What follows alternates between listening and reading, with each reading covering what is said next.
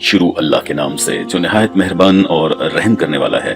اور تم خیال کرو کہ جاگ رہے ہیں حالانکہ وہ سو رہے ہیں، اور ہم ان کو دائیں اور بائیں کروٹ دلاتے تھے، اور ان کا کتا چوکھٹ پر دونوں ہاتھ پھیلائے ہوئے تھا۔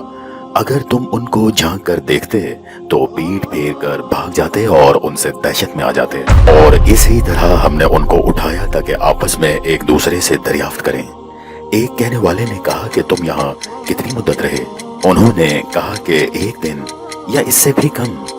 انہوں نے کہا کہ جتنی مدت تم رہے ہو تمہارا پروردگار ہی اس کو خوب جانتا ہے، تو اپنے میں سے کسی کو یہ روپیہ دے کر شہر بھیجو، وہ دیکھے کہ پاکیزہ کھانا کون سا ہے تو اس میں سے کھانا لے آئے، اور دھیان سے آئے اور جائے، اور تمہارا حال کسی کو نہ بتائے۔ اگر وہ تم کو پکڑ لیں گے تو تم کو سنسار کر دیں گے یا پھر اپنے مذہب میں داخل کر لیں گے، اور اس وقت تم کبھی فلاح نہیں پاؤ گے۔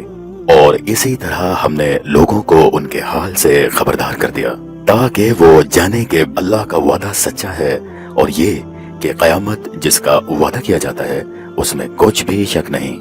اس وقت لوگ ان کے بارے میں آپس میں جھگڑنے لگے اور کہنے لگے کہ ان کے غار پر عمارت بنا دو۔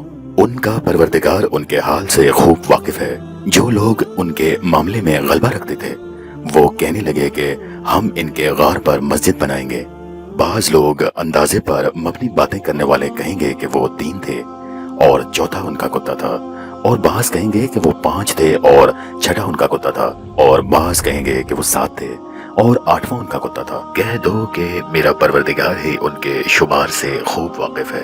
ان کو جانتے بھی ہیں تو تھوڑے ہی لوگ جانتے ہیں، تو تم ان کے معاملے میں گفتگو نہ کرنا مگر سرسری سی گفتگو، اور نہ ہی ان کے بارے میں ان میں سے کسی سے کچھ دریافت ہی کرنا، اور کسی کام کی نسبت نہ کہنا کہ میں اسے کل کر دوں گا مگر انشاءاللہ کہہ کر، یعنی اللہ چاہے تو کر سکوں گا۔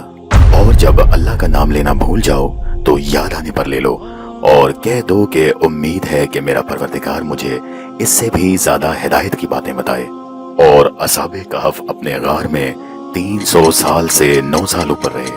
تم کہہ دو کہ وہ جتنی مدت رہے اس کو اللہ ہی خوب جانتا ہے، اس ہی کو آسمانوں اور زمین کی پوشیدہ باتیں معلوم ہیں۔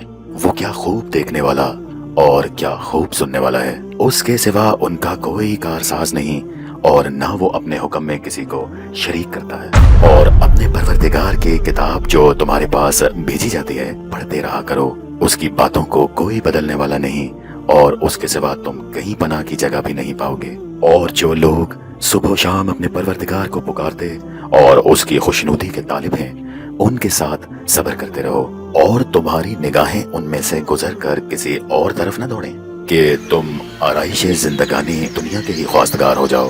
اور جس شخص کے دل کو ہم نے اپنی یاد سے غافل کر دیا وہ اپنی ہی خواہش کی پیروی کرتا ہے، اور اس کا کام حد سے بڑھ گیا ہے اس کا کہا نہ ماننا۔